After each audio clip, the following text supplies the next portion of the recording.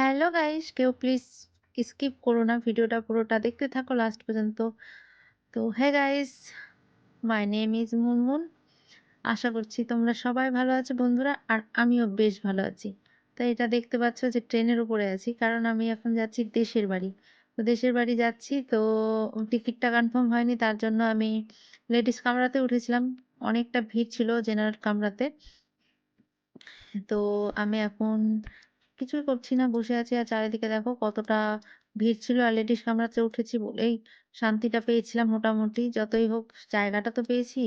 আর আমার টিকিটটা ছিল কিছুদিন বাদে। বাট আমি অনেক আগেই চলে এসেছি দেশের বাড়ি। কারণ একটু অসুবিধে ছিল তার জন্য। তো যাই হোক, তোমরা পুরো ব্লগটা দেখতে থাকো। আশা করি তোমাদের অনেকটা ভালো লাগবে। আর সাথে থাকবে কিন্তু লাস্ট পর্যন্ত। আর দেখো কতটা সুন্দর চারিদিকের ওয়েদারটা।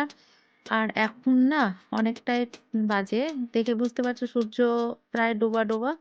কারণ আমি না ১টা নাগাদ ট্রেনে উঠেছিলাম আমাদের চিতপুর কলকাতা স্টেশন যেটা, সেখান থেকে।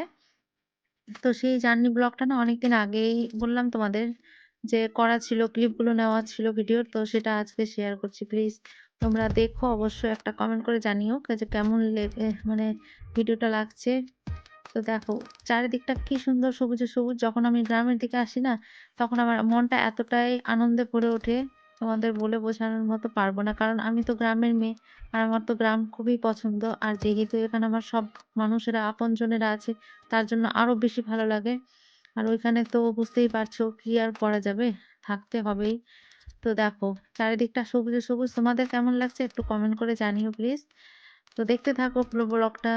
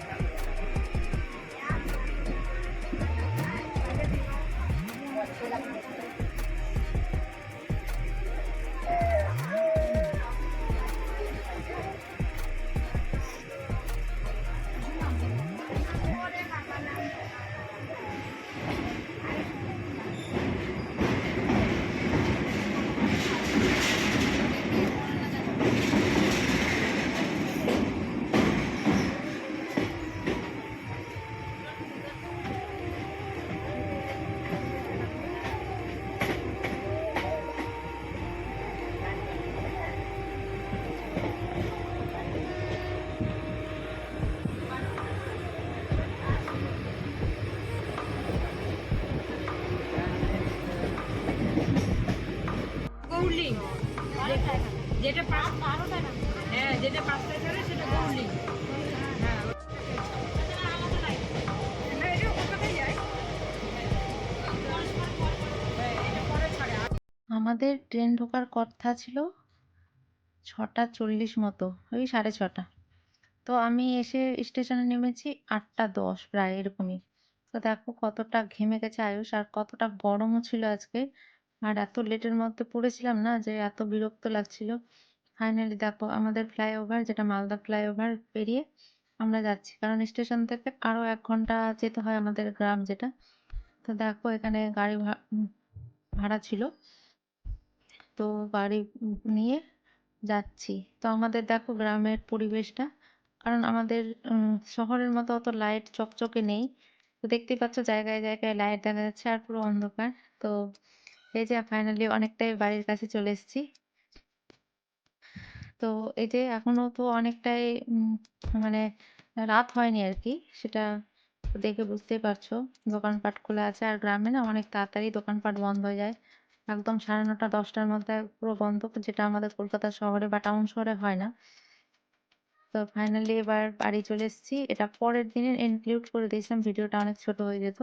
তো মুড়ির মিল আমাদের এখানেই আছে। তো তোমাদের সাথে আজকে মুড়ির মিলটা আমি শেয়ার করব।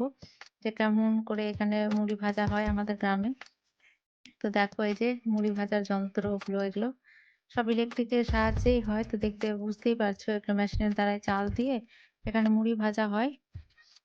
তো আমিও ১ম দেখলাম, এইভাবে দেখিনি। হাতে ভাজা ওই যে মাটির হাঁড়িগুলোতে খোলা বলে আমাদের এদিকে। সেটা দিয়ে মুড়ি ভাজে, সেটা দেখেছি। কিন্তু এইভাবে করে এখন আধুনিক টেকনোলজি অনেক কিছুই নতুন, নতুন হচ্ছে।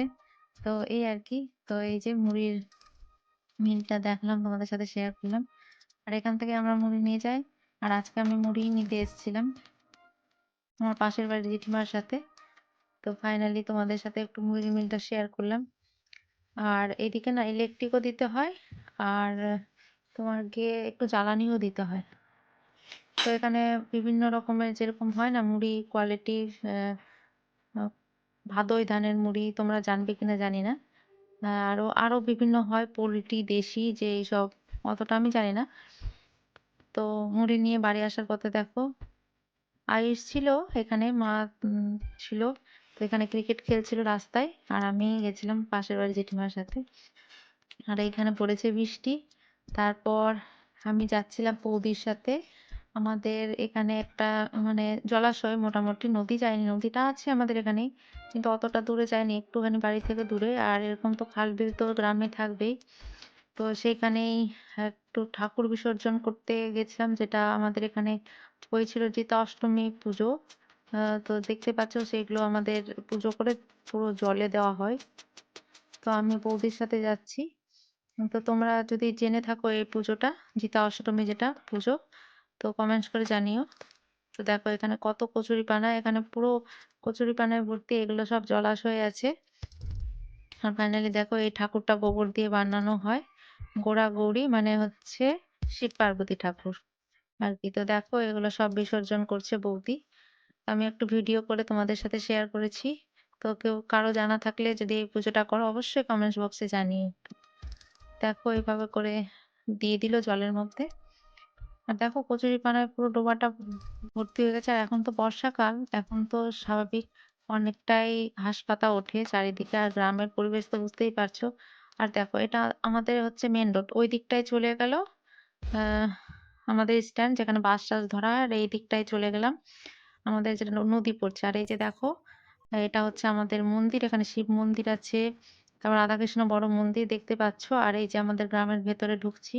আর দেখো এখনো মোটামুটি মেঘ রয়েছে আকাশে। তো এখন বৃষ্টিটা পড়ছে। আর এই যে দেখো অনেকদিন বাদে একটু গরু গায়ে আমি হাত দিলাম, খুব ভালো লাগছিল। তো চলো ভিডিওটা এখানেই স্টপ করছি আজকে। প্লিজ জানিও যে কেমন লেগেছে। আর এখন আমি বাড়ির সামনে বসে আছি। আমার মা গরুকে খেতে দিয়েছে। প্রত্যেকটা দিন গরু খেতে আসে এখানে। তো যাই হোক ফাইনালি স্টপ করছি। সবাই ভালো থাকবেন। Like, share,